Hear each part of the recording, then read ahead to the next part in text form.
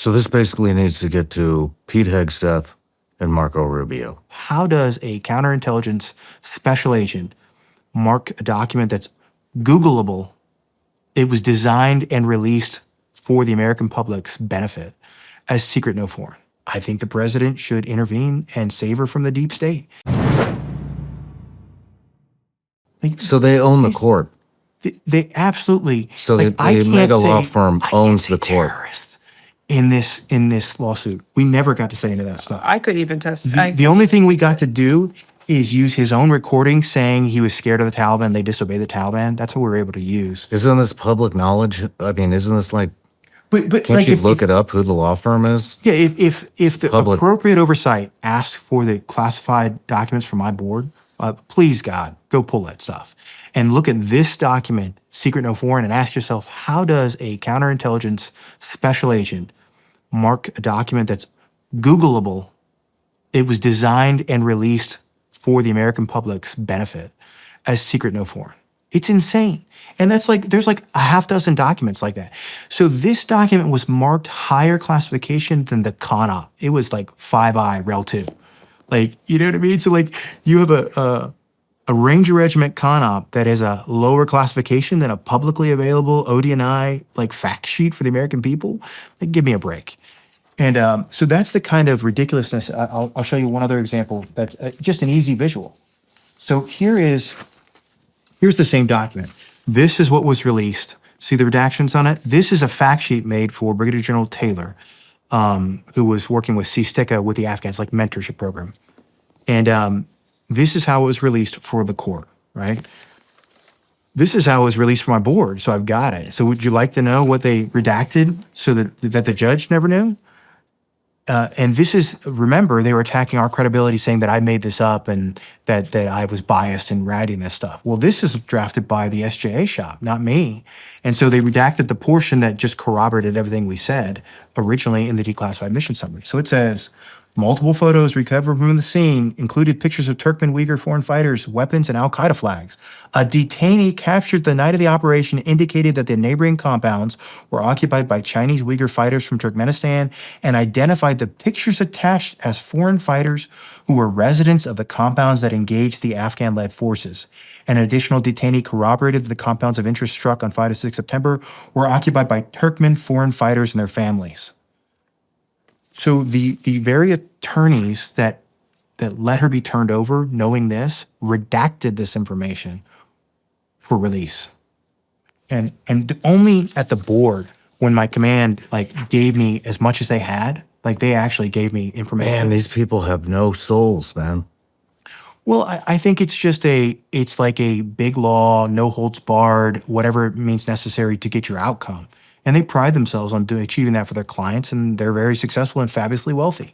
But, you know, here's the other question I have is, how do you afford 15 attorneys with a high-power law firm that's $500 plus an hour in 3 different law firms? How do you afford that? And here's the deal. What we've come to find out is that there's been fundraising videos in Afghanistan, like saying the Taliban's helping us and we need money. So, like, I'd like to know, like, how's that being paid for? Is that some, like, sheikh in the UAE like funding this with dark money? Like, is the Taliban helping with this? Because they publicly released 2 years ago saying they were going to go to American authorities and protest. And then I've got the charge d'affaires filing weird affidavits sounding a lot like this is messing up our negotiations with the Taliban. And so I've got a lot of reasonable questions like, is the Department of Justice and the previous administration doing this because the Taliban asked them to? Like, they filed an affidavit from the charge d'affaires saying it was interfering with negotiations. Well, what does that mean? Does that mean the Talibs want them to give our kid back to these people who are not relatives and probably on their team? I'd like to know that. I think the American people deserve to know that. And isn't that quite a bit of a different story than what's publicly out there? And why would they need to change my orders 3 or 4 different times? Why wouldn't they release all the information I asked them to declassify and release for a child's custody hearing? Like, would we do that for any child? But this child was picked up off a named objective in brutal close combat, where the eyewitnesses said they tried to kill us, blowing themselves up in a pitched gunfight. where like a dozen Americans are bleeding. And I'll never forget the platoon sergeant. He told me, sir, whatever you need with this will come forward. Like our guys didn't bleed, so she go back to hell. Like it was that bad. They're that strongly about it. And these guys are being called war criminals by organizations. There was an organization that started a letter writing campaign. That's how one of the reasons I got awarded is they sent 7,000 letters to Congress. And in those letters, they talk about how they want to promote their narrative and they want Major Mass held accountable. And, from a child that was recovered in what could have been a war crime anyway.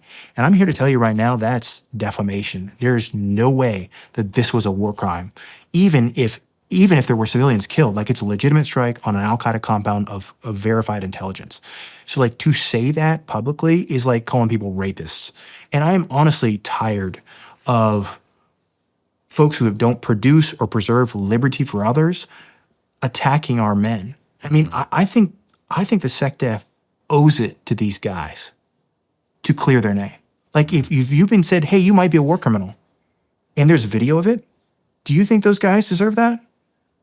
No, man. But they deserve the truth. You know what I'm saying? They're all under non-disclosure agreements, right? They had to get authorization, and they actually tried to get these Rangers not to be able to testify. They almost changed their orders. We got some weird emails saying, like, what do you need them for to testify after they were fully approved by USASOC? They're like, what do you need them again? Like, what exactly are they going to testify to? I'm trying to screw around with the ability of these eyewitnesses to say what happened. And I know for a fact there's footage of this stuff. I know for a fact there's TS and secret level information that corroborates everything we're saying. And that was so rewarding at our board of inquiry, having the ability to have some due process, right, where the colonels can come and testify. I think we had 5 colonels testify, 3 of them as witnesses of like what they knew at the time, because the Department of Justice in court filings to a court has represented that I made this stuff up and that I misled this deputy assistant SecDef as a captain. Like, are you kidding me? You don't think his staff and colonels, they testified in our board that they corroborated everything independently with their targeting packages or targeting systems they have in the Pentagon. And so again, I think I've said this a couple times.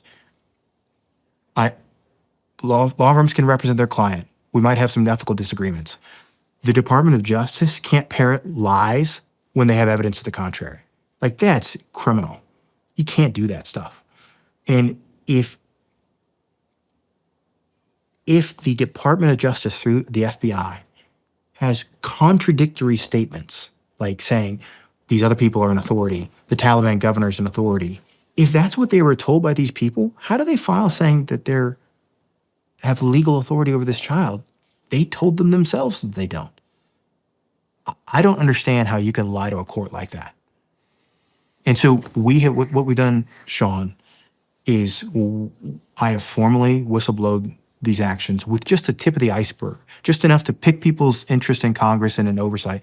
I wrote a whistleblower complaint addressed to the president via Congress in formal neighbor letter format. I'm a lawyer. This is what I do, right? I spent 3 days in a hole drafting all this stuff and citing the evidence. There's 30 enclosures, hundreds of pages of evidence, right? And this is just the really obvious stuff. Like, here's the one redacted document and here's the document unredacted. Why do you think that is? And laying that out for Congress. And what we've been asking is that the president of the United States, the US government, release all this stuff and look at the evidence. And if there is a lie in what the previous administration's Department of Justice has filed, which there is, fix it. It's not rocket science. Get some oversight of these people, because these are your typical deep state bureaucrats. They have absolutely weaponized the system. Like, this could be like the poster child event of everything that we've all been dealing with at the grassroots level. Like you said, with the Blackwater guys, like deleting the 5 minutes that matter in their lives, right? And we've experienced that to the point where, like, I'm a government hack. I'm a prosecutor. Like, I carry that mantle, right? But seeing it from the other side, seeing the system weaponized against, like, if they can do this to me, they can do it to anybody. It just is if they want to. Mm-hmm. And that's blown my mind. And what's hard, for me as his wife sitting here, beside him, living this, going through this with him, is we've been, known each other since we were kids. we remembered 9/11, watching the Twin Towers fall. And he's as much of a red-blooded patriot, American as you can get. And to see someone that has throughout his whole life acted honorably for his reputation, everything, and his morality, everything to be skewed and twisted to advance a different narrative and to favor another side. It's been hard to sit there and watch it, knowing the truth, watching him literally fight for his life, his career, everything for us is at stake, and it has been at stake for a while. And to see a lie seemingly prevail for this long has been difficult. But when we have had the opportunity to share our heart and share our story and share what we've seen, it good people have stepped in and come along and contributed just enough. Well, for and the that's the time. point of shutting down debate. And I think that's a real danger to our society. Like, we need freedom of speech now more than ever. We need open debate of ideas. We need to be able to talk through these things. And what there's a really pernicious, I guess, undercurrent where if powerful people don't want you to, they want a certain outcome, they shut shut down you down. speech. And that's like I told you before with CBS. We gave this interview, like 7-hour interview, 2 years ago to CBS, and they did it in a 2-part series. And then these mega law firms come in and threaten them, and then they change it to some milk toast. I don't want to say BS, but something that was Watered not the down. interview. It's like, oh, they say this and you say that, and none of the facts, right? None of the what's actually going on. I've got an IG complaint that lays out email traffic between these mega law firms and the SecDef's attorneys, and then my orders get changed. And get When did the this, CBS thing happen? It's in that was January. 2 years ago. Yeah. it was 2 years ago. January. And then, and Do you think any of this changes now that Biden administration is gone? that's our hope. Like, we are, honestly, morale is high in the military right now, at least in our unit. We're ready to go in focusing on war fighting and not some of this ridiculousness we've had to deal with. Like, Has anything happened since the Trump administration has taken over? Has there been any good things, any bad things with your particular Well, I case? think that they're or is doing- it kind of on ice until this next thing you said no, happens we're next week? trying to get them. So, fortunately, some of the Trump appointees at the Department of Justice have some oversight of these particular attorneys. But right now, the Department of Defense and the Department of State need to evaluate whether they want to continue attacking our family.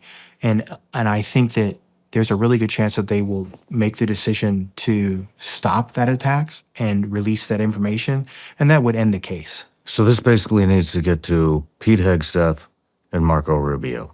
Yeah, and Pam Bondi. We've already had Bondi. Congress has sent that whistleblower complaint formally through their Office of Legislative Affairs to those authority makers. But what I'd encourage them to do, and anyone to do who's interested in this, is this Board of Inquiry gathered 14 gigabytes of unclassified data and hundreds of pages of original reporting in one place.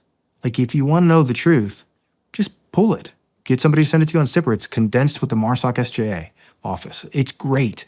I honestly, it's the best thing that could have happened to us because it gives us an ability to talk about the same facts that nobody can gag us because we have a due process right to talk about what the government tried to do to us. And it collects like real hard evidence in one place and lays it all out. And so I think we've done the right steps as far as I've tried to be a good Marine Corps officer at every stage. And I've never embarrassed the Marine Corps' name or my own.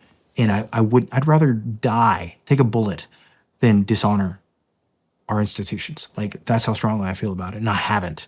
Now, that's not known, but every service member that sat down and looked at this, like buddies of mine or people on the board, like, the reason they unsubstantiate everything related to the Afghans is because it's a lie. And it's so clearly a lie. And then, one of the things, my attorney made a great point in the closing argument that won the day. The government got up and they pitched an exact rerun of what these mega law firms already lost 2 years ago. Like, the judge specifically rejected that stuff. That's in evidence at my board. The government put it in evidence. But they said the exact same argument again. It's like we're on repeat here. And then the mega law firm attorneys are there assisting the government to try to go after us administratively after they already lost legally. So his most effective point was like, members, I'm afraid that our system is being weaponized for non-official purposes. And I said, because these allegations were made 2 years ago, and all he did was read the court's ruling. He read it verbatim. And it says, I reject the kidnapping narrative, and they attack him for his religious beliefs or something like that. He read it verbatim to the board, and it was exactly what these people have been spewing again in this military board on behalf of these mega law firms. And it shut it down. That's why it was unsubstantiated. And you know what? Senior DOJ and senior Department of Defense attorneys had this written ruling. It was a 38-page ruling. They had it for 2 years. Guess who didn't have that ruling? The FBI investigators, the NCIS investigators, and the board, or the recorder, the prosecutor for the government. Wow. They never saw this binding ruling against these parties. So this is a ruling is binding against the parties, right? So between us and the Afghans, here's the law, right? They never gave it to their own investigators. How do you run a military officer with the recycled allegations that were already proven false? And it's that level of I don't know the word to describe it. It's not justice. Let me put it that way. It's not a scales and equal before the law. It's we favor these people and push hard on the gas. And it is a miracle that we have survived this far financially, just emotionally, with our family, with Is anyone else going to cover this? I don't know. So we've been asked, Glenn Beck's asked us to come talk on his show. 60 Minutes is going to do something, but they're with CBS and they got scared last time, so I doubt they're going to go into anything. I don't know. I don't know the answer to that. I am thankful. Like, you don't know how thankful we are to be able to appeal directly to Americans, people who've been deployed in the GWAT, understand the conditions on the ground, understand what classification is, understand what the terror watch list is. They understand the implications of this and what the political, I don't agree with it, but I understand at least the political interest in covering up people you import that may not have been vetted. Like, I understand where they're coming from. I don't agree with it. Does that make sense? But be able to talk to your audience who are like subject matters in targeting, subject matters on what the Ranger Regiment does and what the counterterrorism mission was and how much fidelity, like, let's just say the Israelis are not the only people who can thoroughly penetrate terrorist organizations and know exactly what's going on where. You know, we have those capabilities too, and we use them. And so to be able to talk to that type of audience and knowing, you know, your influence on, you know, the political debate or the debate in the country about what issues are important and what should we elevate and what should we prioritize. But we're really in the 11th hour of potentially her going back to the Taliban again. Mm-hmm. And that's just unbelievable to me. And it's not pitched like that in the media. It's covered up. But like, this is, like I said, this is a Taliban Elian Gonzalez situation. And I think the president should intervene and save her from the deep state who lied to his organization or his administration the first time around. And if there is anybody willing to look at the evidence objectively, I don't think you come to a different conclusion than that. And I can give you the phone number of the Rangers. I can give you the phone number of the colonel at JSOC who can corroborate this guy's got dirt on him. And like I said, I don't think he's Osama bin Laden. Do I think that they should have accelerated his asylum application? If the first 800 approved, this guy's asylum application was approved because to gain a litigation advantage. Because, you know, if he's at risk, he doesn't have a status here, it's kind of hard for a judge to say, yeah, take this child, right? So over our allies, over the people that went to war with us, this dude I just told you all these D-Rog about got his asylum application approved by the U.S. government. How does that happen? No matter where you're watching Shawn Ryan Show from, if you get anything out of this, please like, comment, subscribe, and most importantly, share this everywhere you possibly can. And if you're feeling extra generous, please leave us a review on Apple and Spotify podcasts.